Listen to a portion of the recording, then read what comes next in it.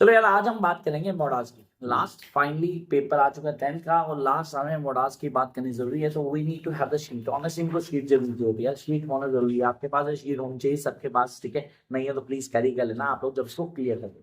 आप कहते हो मोडास को समझना, तो मोडास होते क्या है पहले इनको क्लियर करते हैं। मोडास को बोलते हैं auxiliary helping verbs. I repeat, these are known as auxiliary helping verbs. अच्छा, why they are very important now?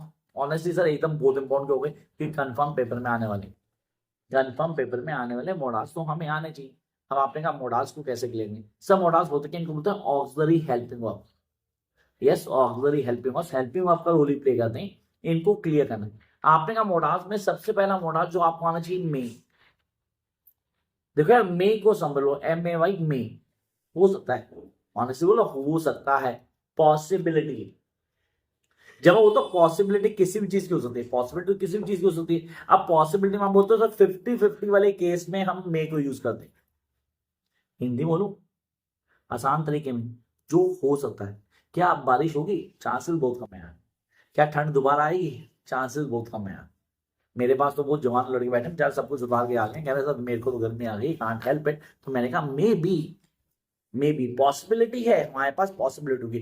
आपने कहा सर जब भी किसी की पॉसिबिलिटी होगी हम मे का यूज करते हैं।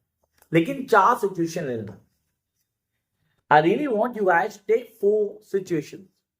सर सबसे पहले हमारे पास permission, number 2 request, number 3 order. सब परमिशन ले लिया, रिक्वेस्ट ले लिया, ऑर्डर ले लिया, और पॉसिबिलिटी तो चल ही रही है। रिस्पेक्ट और रिक्वेस्ट, दो चीजें। रिक्वेस्ट रिक्वेस्ट आ गया, रिस्पेक्ट कर रहा हूं तो भी में आएगा, रिक्वेस्ट कर रहा हूं तो भी में आएगा। मे आई हैव यू पेन? मैं रिक्वेस्ट की, request, respect. May I know your name? Honestly कोई बड़ा आया था, मैंने सोचा मे आई नो योर नेम, मे यहां भी आया। May you go out of class, मैंने ऑर्डर किया, may you go out of class now, तो आपका ऑर्डर आ गया। और सर रिक्वेस्ट होगी, परमिशन, मे आई कम इन मैम। वो बच्चों होते ऐसे उंगली करे होते, मे आई कम इन मैम, गोली चलाओ सिंह वाली। तो मे आई कम इन, हाँ ये ना याद है नहीं आया? तो करते ऐसे ना स्कूल में, मे आई कम इन मैम, अरे भाई मैम को गोली लगा दो क्या? बट मे आए तो आपने कहा सर इसको क्लियर करना है। ये क्या होगा? ये होगा use of May, uses of May. सबको याद होगा, अच्छे समझ में आया सबको? अच्छा नहीं आया तो कोई दिक्कत नहीं, कमेंट बॉक्स का ना दोबारा से समझ लेंगे, कोई दिक्कत नहीं आ रही। अच्छा, may I be able to clear this. अच्छा, may Kunal stop eating his nails? Chance बहुत कम है, पूरा साल हो गया नहीं, अभी भी नहीं होगा, चांस नहीं। तो मे तो यहां गड़बड़ हो। तो मे पॉसिबिलिटी, इज दैट क्लियर? पहला आ गया मे। दूसरा माइट, मे माइट। देखो तुम्हें छोटी बता रहा हूं, तुमने रिपोर्टेड स्पीच पढ़ा होगा, मे का माइट करते हो, है ना? पास्ट फॉर्म, मे की पास्ट फॉर्म माइट होता है। लेकिन यहां पे मे की जगह माइट आएगा तो इसका नहीं पॉसिबिलिटी की पास फॉर्म, बहुत कम है ना, मतलब chances of very rare, very very rare. अगर मैं बोलूं हिंदी में तो 1% आउट ऑफ 100। जहां पे 100 में से 1% चांस होता है किसी काम का होने का, वहां पे हम माइट यूज करते हैं। When somebody says we might save him, तो टाटा हुई भाई उसकी 1% चांस, तो भाई सीरियसली वो भगवान ही बचा सकता है, तो मतलब इंसान के बस की बात नहीं रही, तो हम माइट बोलते थे, है ना? अगर कोई मेरे को बोले दैट, मैं नाम नहीं बोलता, but can score, sorry dash score 100%, तो माइट। कुणाल, भाई कुणाल ने बोला, Kunal score 100%, Kunal might score 100%। तो आप ना माइट तो चांसेस है 1% आउट ऑफ 100, 1% आउट ऑफ 100। तो मेरे पास नटल्या की बात की, नटल्या क्या स्कोर कर पाएगी? तो डेफिनेटली सर ये पॉइंट आ गया, नटल्या यहाँ बैठी है यहाँ पे, ठीक है, फिलहाल वो 25वीं की क्लास में, तो काफी सारी चीज चलती है जो हमें देखना होगा। तो वी नीड टू अंडरस्टैंड कि कॉन्सेप्ट को कैसे फॉलो करेंगे। आप मे एंड देन माइट, मे और माइट क्लियर हुआ? अच्छा लिख रहे हो आप लोग? नहीं लिख रहे? लिख लो यार, सीरियसली लिखोगे तो इजी होगा। माइट यूज करते हैं हम when we have a rare possibility, when we have a rare possibility, किसी भी काम के होने की जो पॉसिबिलिटी होती है तो 1% आउट ऑफ 100, जब भी 1% out of 100, in that case we use might. I hope now it's been clear. अच्छा, फिर आता है कैन। कैन का बेसिक यूज है एबिलिटी। एबिलिटी मतलब योग्यता, किसी काम को करने की योग्यता। आप कर सकते हो, you can do this. Vishesh can score 70 to 80% easily. Bhartu can score 70 to 80% easily. Kunal too can score 70 to 80% easily. ये इनकी एबिलिटी है.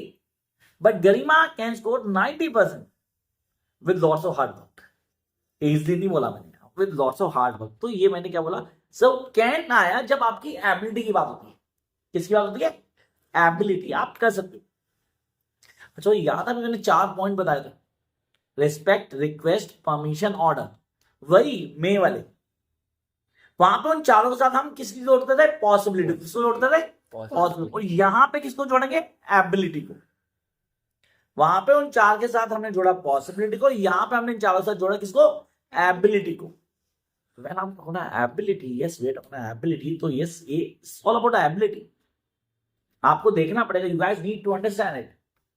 कितने इजीली क्लियर करते हो कॉन्सेप्ट, कैसे समझते हो, कौन से पॉइंट आपको आने चाहिए. Why you need to clear everything from the beginning till the last, and then you be able to get, हाँ यार सर ये आता है. तो कैन समझ में आया, मे समझ आ गया था, माइक क्लियर था, कुड. दोबारा जाओ वहां किसमें, रिपोर्ट पे कैन के कुड आता है. Could is all out past ability. Past ability, बीते समय की योग्यता. हिंदी बड़े अच्छे आती है, यहां मुझे बड़े अच्छे आते हैं.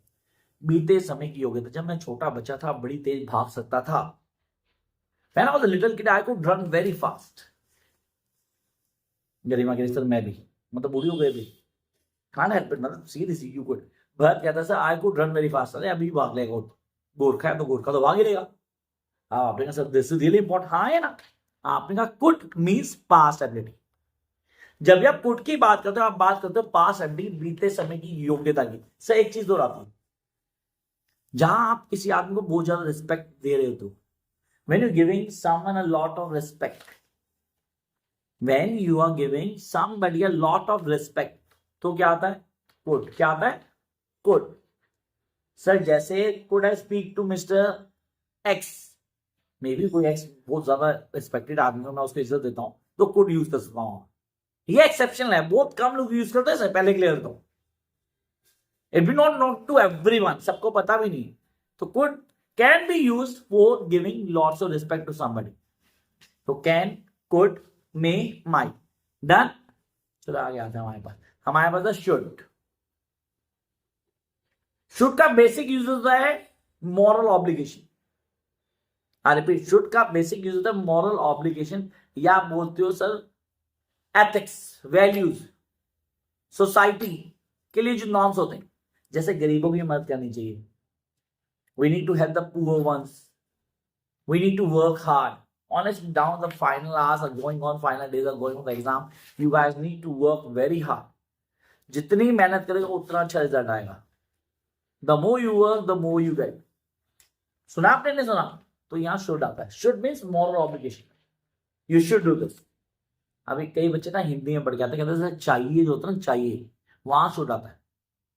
चाहिए मत करो, चाहिए तो बहुत कुछ हम गलत भी बोलते थे, वो भी चाहिए होता है. नहीं, वहां शुड नहीं आएगा. शुड आएगा सोशल वैल्यू, सोशल नॉर्म्स और मॉरल एथिक्स के साथ, वहां शुड यूज करते हैं. I hope it been clear now. चाहिए के लिए तो नीड आता है. चाहिए, वो चाहिए जहां बोला ना, हिंदी मैंने हिंदी मना की, इसलिए मैंने हिंदी मना की. चाहिए तो रिस्पेक्ट करनी चाहिए, बड़ों की बात माननी चाहिए, ये वाला चाहिए नहीं. ये तो मॉरल ड्यूटीज आपकी, ड्यूटीज टूवर्ड सोसाइटी, वहां शुड आएगा. क्लियर? अच्छा भाई, नहीं हुआ क्लियर? नहीं हो गया. ओके, आ गया था हमारे पास. शुड के बाद आता वुड. वुड कहां यूज होता है? कई लोग बोलते हैं sir would you prefer tea और coffee. Yes, would you prefer tea और कॉफी, क्या लेंगे आप, चाय या कॉफी? तो not sure. Whenever you are in doubt, whenever you are in doubt, जब भी आप डाउट में हो, ये मतलब I am not clear with the basic point, यार ये करना है या वो करना है. जब मैं डाउट में हूं तो मैं क्या यूज करता हूं? Would. When I am in doubt I will use would. जब भी आप कभी डाउट में होंगे तो आप किसको यूज करोगे? वुड को. In that case you are going to use would.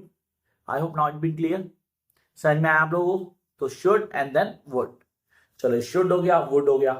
अच्छा, फिर आता है हमारे पास डेयर. DARE, dare. डेयर मतलब objection. whenever you have an objection, आप किसी चीज को लेके ऑब्जेक्शन करते हो, हाउ डेयर यू, खबरदार। खबरदार। देखो यहाँ बच्चा बोला खबरदार, तो आपने दिमाग में सर जहां पे भी एक आदमी तेरी हिम्मत कैसे हो गई, हाउ डे, आपने ऑब्जेक्ट किया यार। वो हिंदी पिक्चर में नहीं आता, how dare you touch me, girls used to say this, आज नहीं बोलती, कांट हेल्प इट। तो ये हमारे पास डेयर की बात हुई। तो डेयर आपने कॉन्सेप्ट को ले गया, वुड हो गया, डेयर हो गया। फिर आता है नीड। अभी हमने सुना एक बच्चे को चाहिए कि नीड आता है, नीड डेफिनेट जो भी आपको चाहिए, आपकी जरूरत, योर नेसेसिटी। नेसेसिटी के लिए क्या आता है, नीड। जब भी जरूरत होगी तो आप नीड को यूज करो। whenever you have a need कि भाई मुझे चाहिए, आई वांट दिस, तो यहाँ क्या नीड, कितने हो गए भाई, need, dare, would, should, could, may, might, can, कौन सा रह गया, रह गया हमारे पास ought to, on to ought, और टू तो ought शायद to, से किसी से मतलब कि OUGST, ought to, ought to। अच्छा ought to क्या है, क्यों यूज है, ought to यूज है डिजायर के लिए। किसके लिए यूज है, डिजायर के लिए। ought to यूज होगा हमेशा डिजायर के लिए। तो हमें ये क्लियर होना चाहिए जब भी हम डिजायर की बात करें ना, talk about desire, that I need to have this, I want to be this, मेरी डिजायर है। क्या कॉन्सेप्ट है, कैसे क्लियर करना है, वो चीजें हमें आनी चाहिए, that is desire. Is that clear, this what you need to clear, so this is ought to। तो ये है वो मॉडल्स जो आपको ऑन पे पहुंचे। Catch you very soon in the new video, bye guys. We'll be right back.